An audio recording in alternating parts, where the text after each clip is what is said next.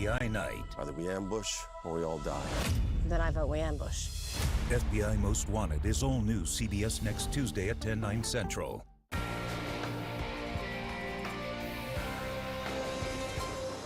Cold front moving through, giving us some showers and much cooler air for tonight as we transition toward more typical October weather.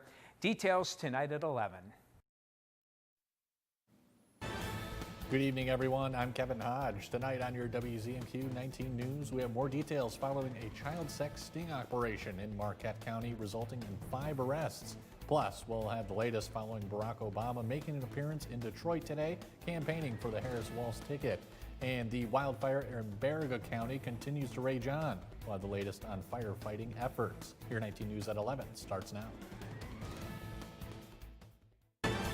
Live from the UP, this is WZMQ 19 News at 11.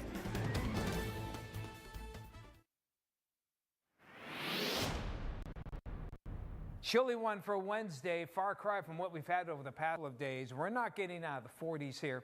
A few early showers. Try to get some sunshine here in the Marquette area, though, for the afternoon. But winds, steady winds in the teens, gusts to 25, maybe 30 miles an hour. It's a blustery, cold day all across the Upper Peninsula. Might hit 50 for the eastern half or the eastern third of the Upper Peninsula. A little better weather, though, is in store. We'll have more details later in the show. Kevin, back to you. Thank you, Tom. The Marquette County Sheriff says 5 people have been arrested who thought they were meeting up with a 15-year-old kid, but it was actually an undercover agent. It's all part of a massive sting operation. WZMQ's Rachel Knapp reports. The good news is we got 5 people. The bad news is we got 5 people. 3 days and 39 officers from 7 different agencies. That's how much manpower Marquette County Sheriff Greg Zybert says it took to conduct their most recent online child sex sting operation. Quite disturbing that, this is going on. The operation was out of a home in Ishpeming.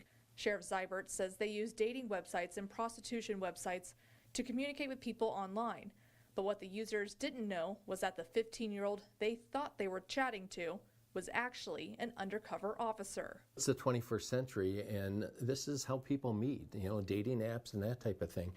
But once we let the people that they're chatting with know they're 15, we had contact with over 300 people, and most of the people did the right thing. Once they said they're 15, they cut it off. They blocked, or they sent it into the app saying this is an underage teenager.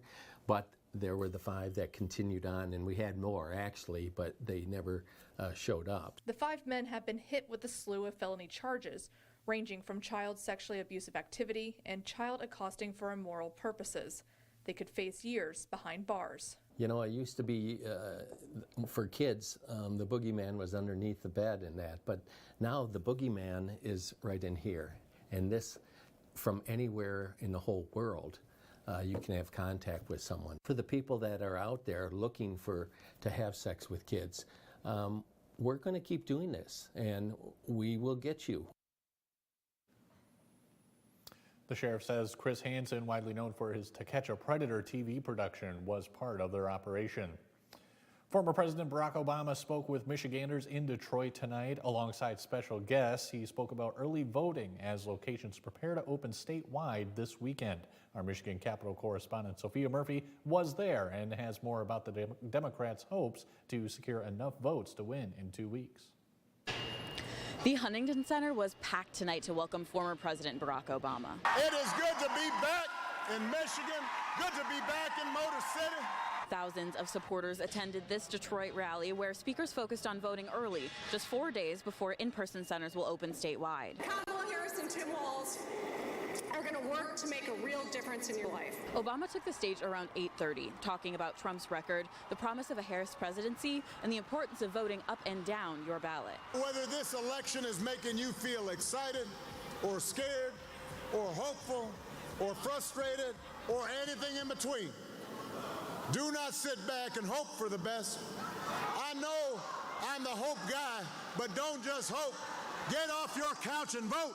He was joined by special guests, Governor Whitmer, Congresswoman Slotkin, Michigan senators, and Eminem. Going into this election, The spotlight is on us more than ever, and I think it's important to use your voice. So I'm encouraging everybody to get out and vote, please. Tonight's event continues the accelerating trend of both parties campaigning in Michigan. Let me tell you, your vote is going to matter.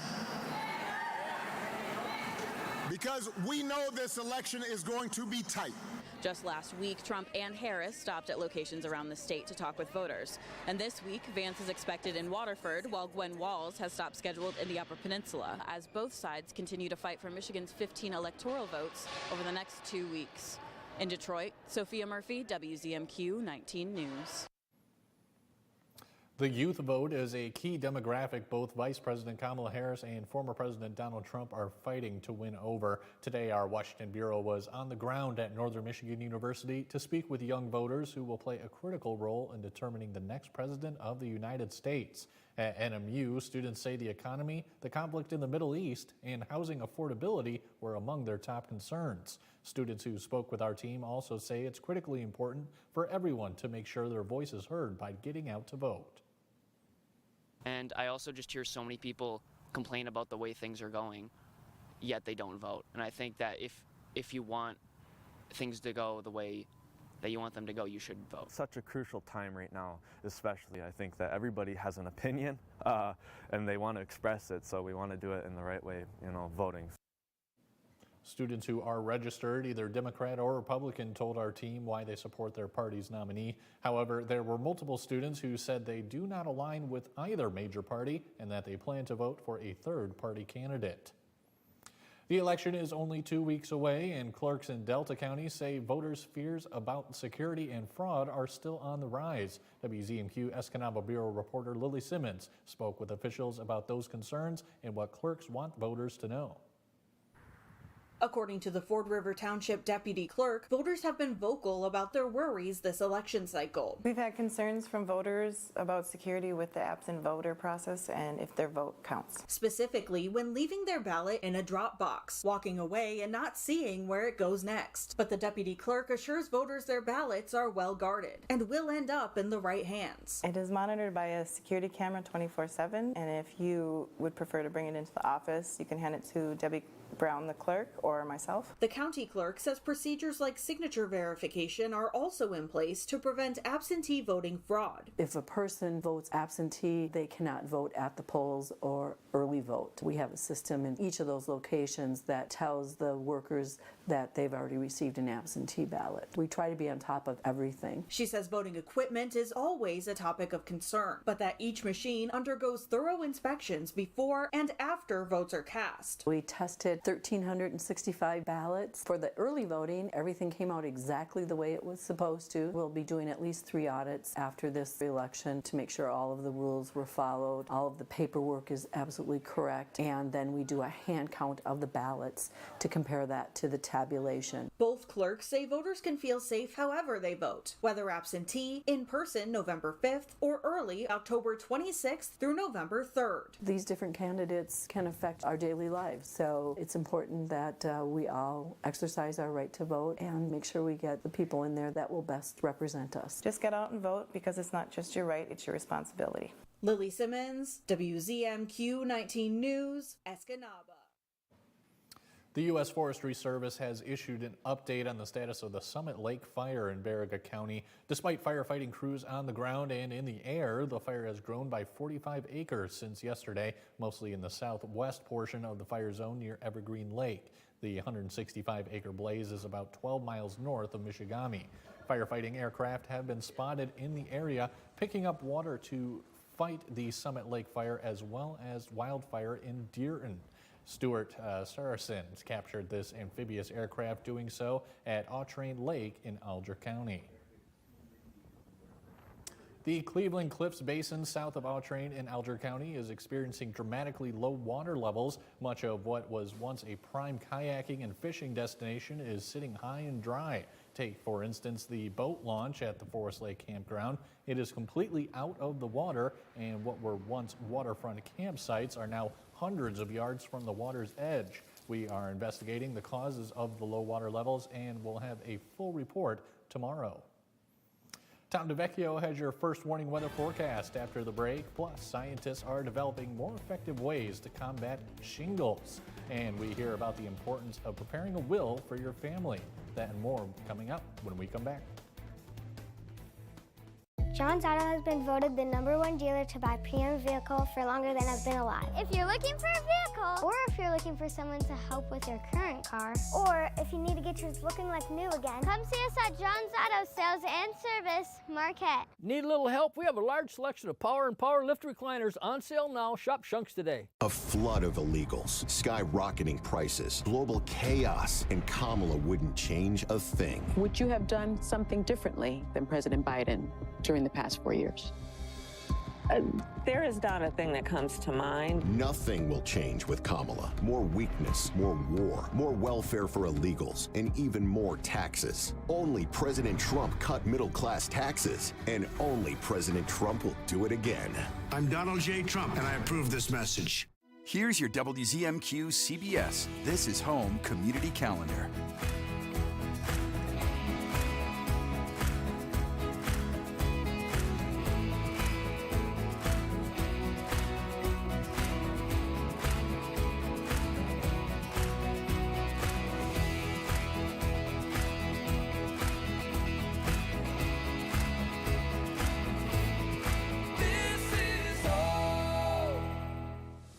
She's fair. Untrue, Your Honor. What, you're going to have your turn. She's inquisitive. What in the world led to this young lady finding you in this compromising situation?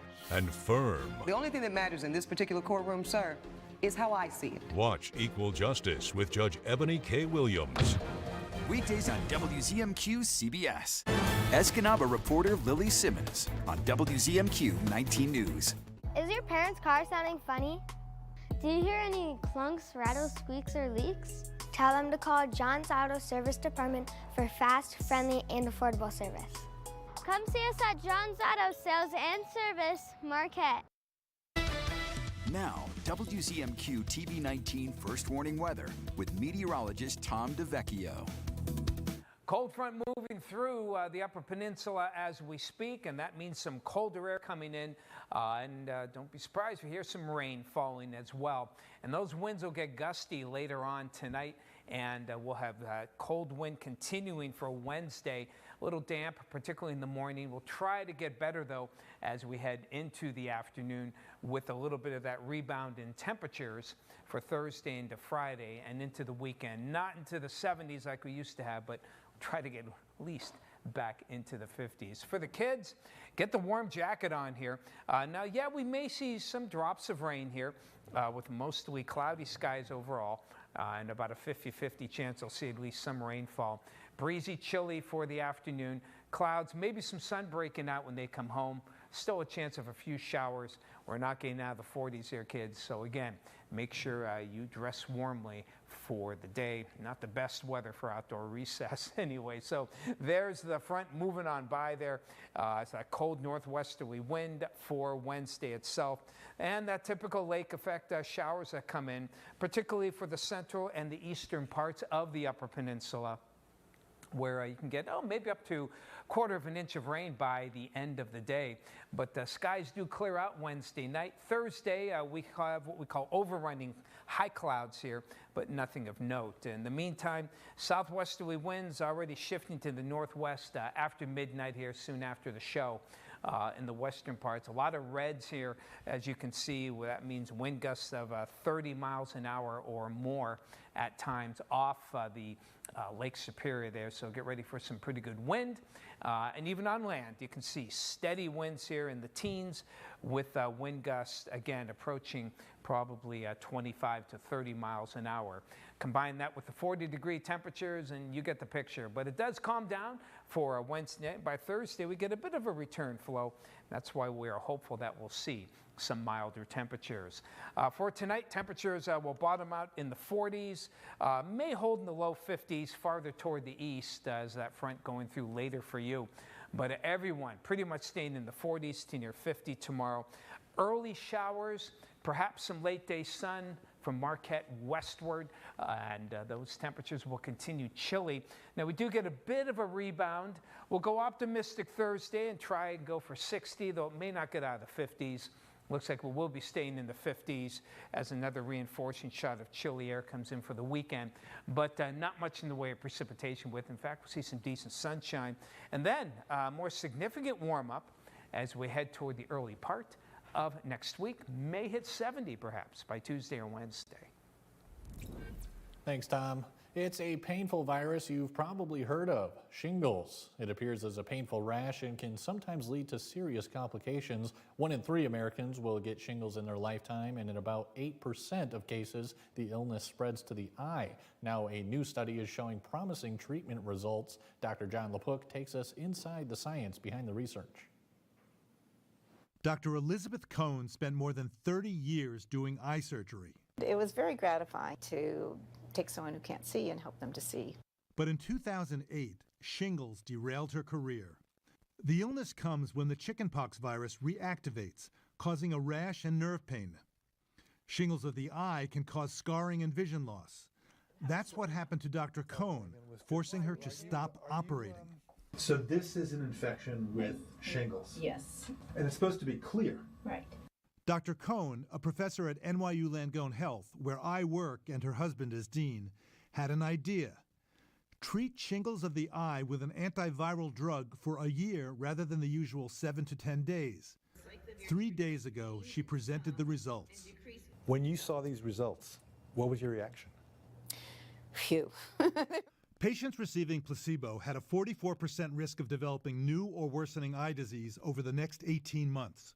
With low-dose daily valcyclovir, or Valtrex, that risk was 22% lower at 12 months and became 26% lower at 18 months. Are you concerned that this did not reach statistical significance for the primary endpoint at 12 months, but it did at 18 months? I'm really not concerned about that. It can take a long time to kind of get those nerves back to a healthy point. Dr. Christopher Starr is an eye surgeon who did not take part in the study. This will change the way I practice from here on out. I'm hoping that we help a lot of people. That is my ultimate hope. The study is awaiting peer review and publication. There's a vaccine for shingles that's more than 90% effective, but only about a quarter of eligible adults get it. The shingles vaccine is recommended for healthy adults over the age of 50 and adults 19 years old or older with weakened immune systems, according to the CDC. A recent survey from Caring.com finds that just 32% of adults in the U.S. have a will. Jill Schlesinger tells us why it's so important to have this key legal document. While estate planning isn't fun, you need to overcome the anxieties associated with this emotional topic and take control. If you don't, when you die, your state of residence determines who should get what, and then the local probate court will divvy up your estate according to a preset formula. Most people need 3 documents: a will, a durable power of attorney, and a healthcare proxy.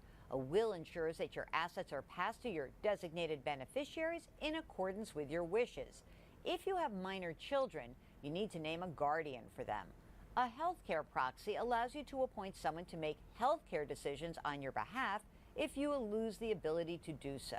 And a durable power of attorney allows you to appoint someone to act as your financial agent in a variety of circumstances, like withdrawing money from a bank, responding to a tax inquiry, or making investment decisions. If your situation is straightforward, you may be able to complete these documents online. However, if you have some complicating factors, including a second marriage, estranged relatives, a special needs family member, or significant assets, use a qualified estate planning attorney in your state of residence. Mike Ludlam has your look at sports. When we come back, he's taking us through the highlights of some of tonight's high school volleyball matchups. We're back in 2 minutes. Without this procedure, you could die. Question is, can we get permission?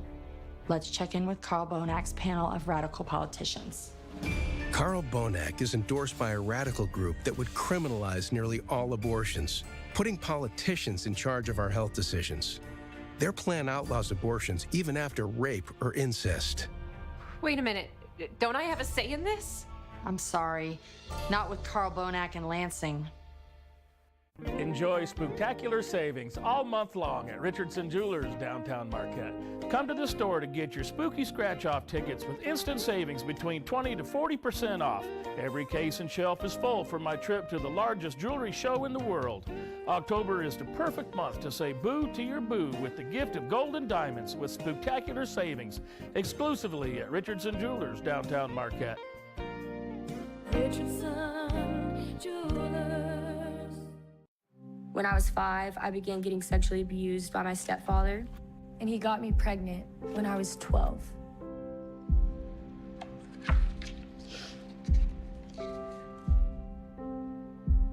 "64,000 pregnancies from rape have occurred in states with total abortion bans.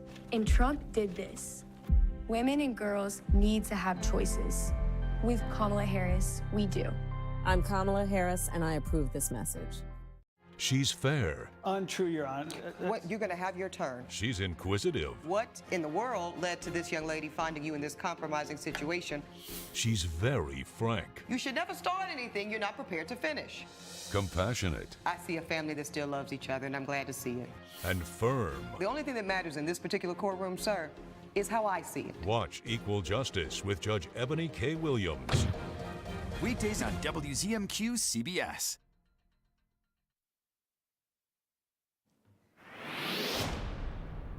Good evening, everyone. October is Breast Cancer Awareness Month, and the 2 Iron County high schools wore jerseys to signify that tonight, as West Iron County made the short trip to the #1 team in the UP Division 4 poll, Forest Park. Pick up the action in the first set. Forest Park is on the left for West Iron County in the white. Haley Murillo will get the set from Lily D'Souza and put that one away, while White Cons still trail 11-7.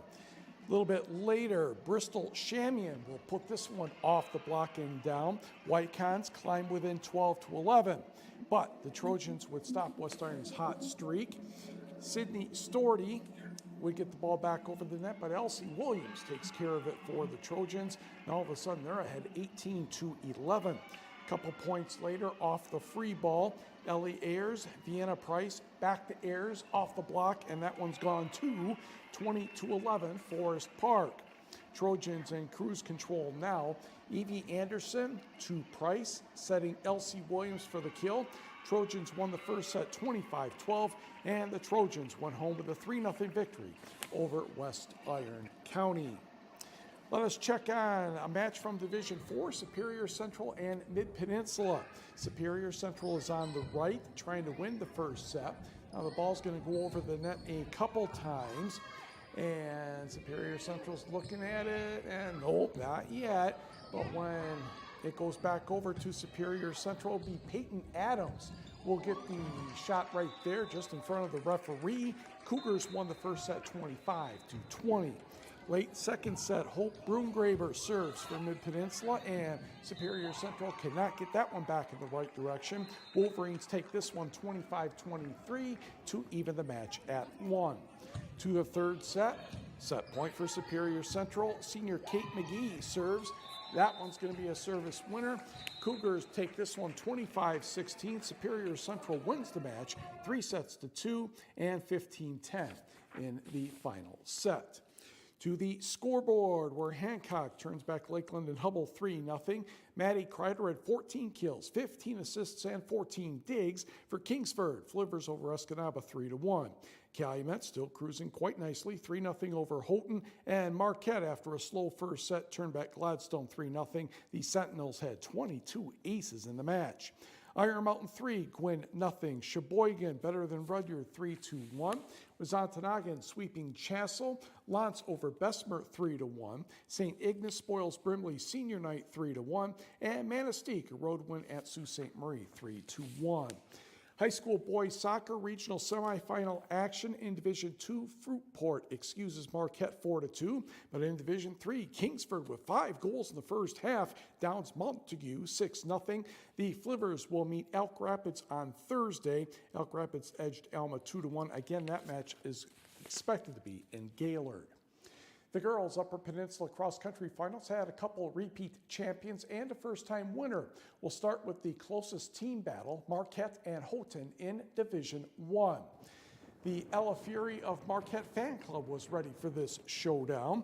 Houghton's Tessa Raudiola will go for the early lead in the race. She is wearing black. Houghton and Marquette were the odds-on favorites to take the team title. Raudiola had the lead as the runners approached the 1 mile mark. Several teammates and Sentinels were in the next small pack. But beyond the 2 mile mark, it is the Gremlin Jr. who had everything under control. Raudiola crossed the line in just over 19 minutes and 30 seconds. Marquette Jr. Ella Fury, who had been battling a hip problem, gutted out a strong second place in 19 minutes 44.2 seconds. Every place counted between the Sentinels and Gremlins, and the Sentinels end up taking their third straight crown on the numbers. Marquette had 30, Houghton 32. Then way back a bit, Negaunee edged Sault Ste. Marie for third, and Calumet was fifth.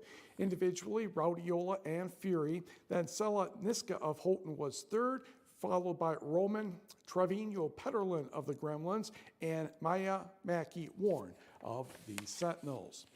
In Division 2 girls, Hancock was looking for its 4th straight UP team title, and there would be a new individual champion because 3-time winner Lola Corpia of Ishpeming now runs at NMU. Ironwood's Aubrey Smith made a bid for the individual honors in the first mile. Trailing Smith were Alyssa Shirky of Gogibic and Ella Karanen of Hancock. Smith was by herself in the final mile, maintaining a very even pace before the last big turn. She crossed the line in 19 minutes, 57 seconds, about 25 seconds faster than Karanen. Shirky was third, followed by 2 freshmen. And on the numbers here, Hancock does make it 4 in a row with 35. Barriga's first trophy, finishing second with 67. Then it was Munising, Ironwood, and Gogibic. Individually, Smith, and then Karanen and Shirky. Elena Pietla of Hancock, 21:33.6, and Princess Pierre of Barriga was fifth, about 3 seconds later. To Division 3. The race here had 2 previous champions. In purple, Talia Schreiber of Pickford last year, and in orange and black, Samantha Taylor of Newberry in 2022. Also, Taylor's younger sister, Abby Taylor, was going to have a strong performance. Schreiber was the first heading to the first mile mark, with Samantha Taylor next, followed by Abby Taylor and Engadine 8th grader Molly McNamara. And for the first time, they've even had a full team from Ewan-Trout Creek, and they would go on to win the championship. On the numbers here, Ewan-Trout Creek with a strong score of 54. Engadine was next with 100, then it was Chassel at 102, Brimley 118, and Stevenson was fifth. Individually, Schreiber at 18:48.8. Taylor was about a minute behind, and Samantha Taylor was third, then McNamara and Sylvia Aho of Chassel. High school football polls for this week. Kingsford, your new number 1 after defeating Menominee last week. Marquette and Kingsford meet at Flivver Field on Friday. Iron Mountain hosts Negaunee on Thursday. In the 8-player poll, it's Forest Park and Pickford once again. Forest Park will host North Central on Friday. And congratulations to Iron Mountain coach Robin Martela. He is one of the winners this year of the Detroit Lions High School Football Coach of the Week program. He's in his 23rd and final season. It's $1,000 for a school and a chance to get maybe more a little bit later. Red Wings win 1-0 over the Islanders. We'll be right back. John's Auto has been voted the #1 dealer to buy pre-owned vehicle for longer than I've been alive. If you're looking for a vehicle, or if you're looking for someone to help with your current car, or if you need to get yours looking like new again, come see us at John's Auto Sales and Service, Marquette. In Michigan, we know what a functioning border looks like. But no one's proud of what's happening at our southern border, and everyone in Washington's to blame. I'm Alyssa Slotkin. I've spent my life protecting the homeland. That's why I've introduced more border security legislation than any congressman from Michigan, including a new law giving the Border Patrol more resources to crack down on cartels, because it's their fentanyl poisoning our communities. I approve this message because every country deserves to know who and what is coming across its borders. Young people are nervous about the 2024 election. Am I young? Colbert's got a new late show with Senator John Fetterman tonight on CBS. I'm Kamala Harris, and I approve this message. Donald Trump makes a lot of promises, but we can be sure of one thing. If he wins, he'll ignore all checks that rein in a president's power. It's all in Trump's Project 2025 agenda. What does that mean for you? Higher cost on groceries, cuts to Social Security and Medicare, more tax breaks for billionaires, and a national abortion ban putting women's health at risk.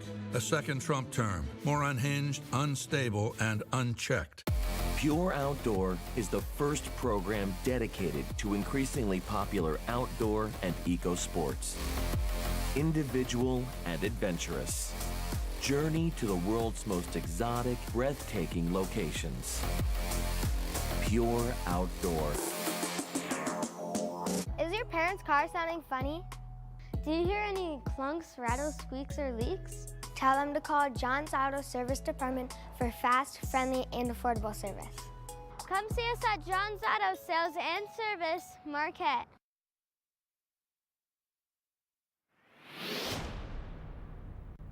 And for tonight, the front moves on by here, and we're going to have some chillier air coming in. These temperatures may be even a little bit lower right after sunrise as that colder air comes in the wake of the frontal passage, and we'll see some showers with it, quick hitting showers. Lake effect showers at times for tomorrow in the morning especially, particularly Marquette to Iron Mountain east towards Sault Ste. Marie. We could get up to 1/4 of an inch of rain perhaps. Then we'll try to get some sun in here by late in the day as the dry air comes in and the air gets a little more stable.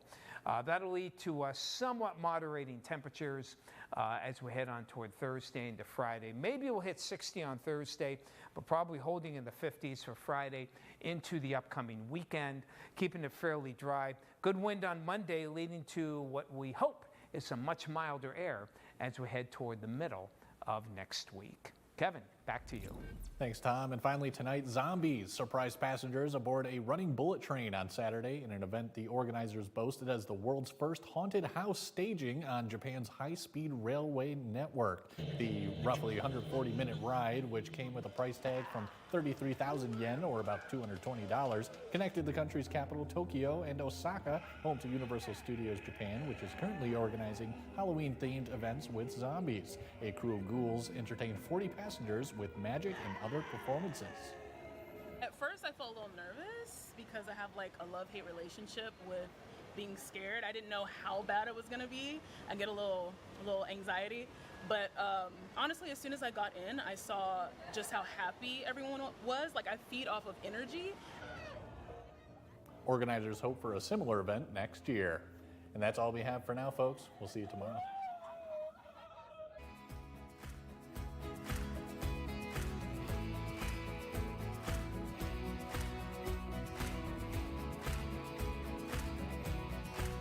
"19 News is brought to you by Kirkish Furniture.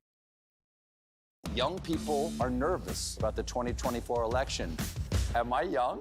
Colbert's got a new late show with Senator John Fetterman tonight on CBS.